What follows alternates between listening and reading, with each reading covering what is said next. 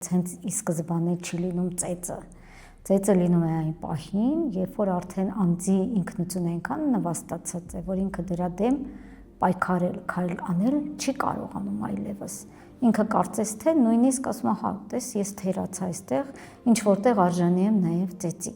Եվ դու նրա արժանինքների, այսպես ասած, փունջը նվազեցնում ես, ինքը իր սեփական աչքում այնքան ցածր է լինում, որ կարող է ընդունել նաև ֆիզիկական բռնությունը։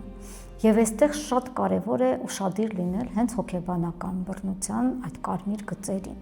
Եվ քո կողակիցը անընդհատ քեզ նվաստացնում է, օրինակ է բերում բոլորին, ցույց է տալիս, որ մարմինդ լավը չէ, կրթությունդ բավարար չէ,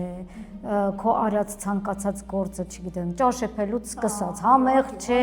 չգիտեմ, լավատ ես թխում, շորը քեզ չի սազում, չգիտեմ, այս քայլը, այս բառապաշարը վատն է քո եւ այլն, դու արդեն պետք է հասկանաս, որ այդ մարդը քեզ տիրապետելու նպատակ ունի։ Քո ինքնությունը զրկելու եւ իր վրա իրեն վերցնելու նպատակ ունի եւ այդ կարմիր գիծը երբեք պետք չի անցնել, որտեղ դրանից հետո լինելու են մնացած բոլոր տիպի բռնությունները, երբ դու թուլանաս։ Այդ թուլացման աստիճանական գործընթացն է։